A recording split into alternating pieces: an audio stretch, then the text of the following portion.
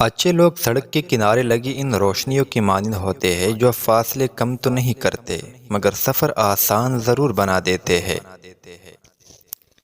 اس سے زیادہ تکلیف دہ کچھ نہیں ہو سکتا کہ آپ کی عمر آپ کی آنکھوں کے سامنے گزرتی جائے اور آپ اپنی مرضی سے نہ جی سکے۔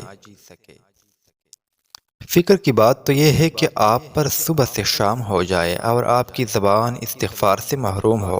یقین مانو جنہیں یہ فکری لگتی ہے وہ پھر دنیا کی ہر فکر سے آزاد ہو جایا کرتے ہیں۔ مفادات کی بنیاد پر بننے والا کوئی بھی تعلق کبھی پائیدار نہیں ہو سکتا۔ بے غرض رشتے ہی مضبوط اور دائمی ہوتے ہیں۔ جدید انسان کی سب سے خطرناک ایجاد عارضی تعلقات ہے۔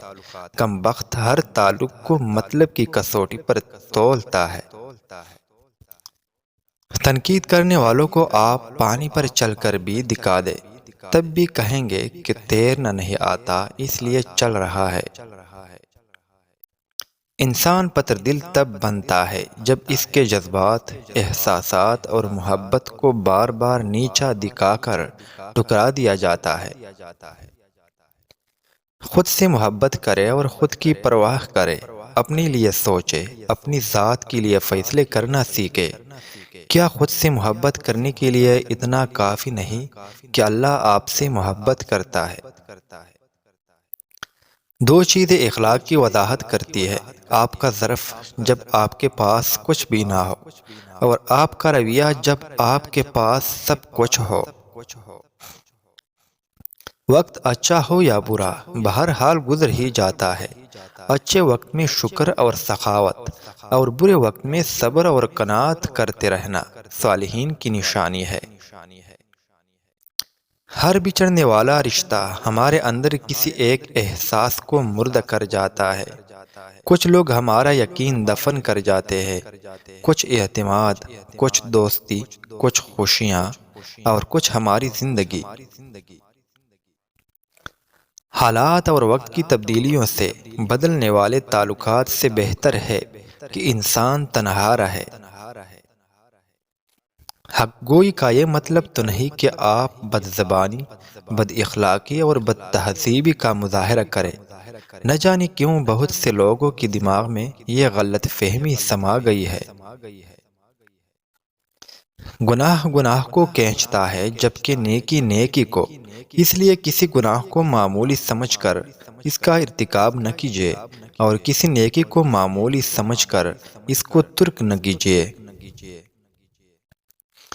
آپ کی زندگی کی کمائی میں ڈگریوں اور پیسوں کے علاوہ کچھ ایسے مثبت ذہنیت کے دوست بھی ہونے چاہیے جن کی موجودگی اس نفسا نفسی کے دور میں آپ کے لیے سکون کا باعث بن سکے۔ کچھ عرصے کے لیے رابطوں میں پہل کرنا چھوڑ دے، آپ کو معلوم ہو جائے گا کہ آپ کتنے عرصے سے مردہ پودوں کو پانی دے رہے تھے۔ سب سے بڑی دولت تو یہ ہے کہ انسان کے پاس ایسے لوگ میسر ہو جو دکھ کی گھڑی میں آپ کا دکھ سمجھ سکے، جہاں جھوٹ کی ضرورت نہ پڑے، خوشی میں حسد سے جل کر کوئلہ نہ ہو۔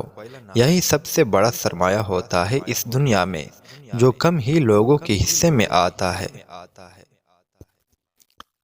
آدھی دکھ ہم غلط لوگوں سے اچھی چیزوں کی امید رکھ کر کماتے ہیں، اور باقی آدھی دکھ ہم اچھے لوگوں میں غلط چیزوں کا پتہ لگا کر کماتے ہیں۔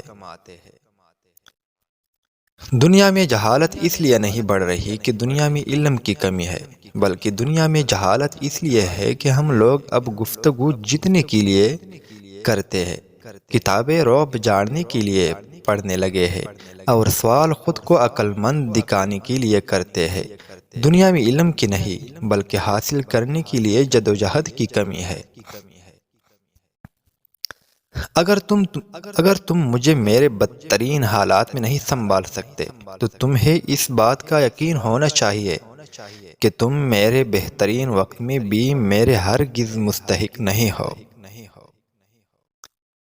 کسی دنیاوی نعمت کے چن جانے یا اس کے حاصل نہ ہونے سے شکایت اور مایوسی انہی کو پیدا ہوتی ہے جو دنیا کو سب کچھ سمجھ بیٹھے ہیں اور جو دنیا سے دل لگا بیٹھے ہیں۔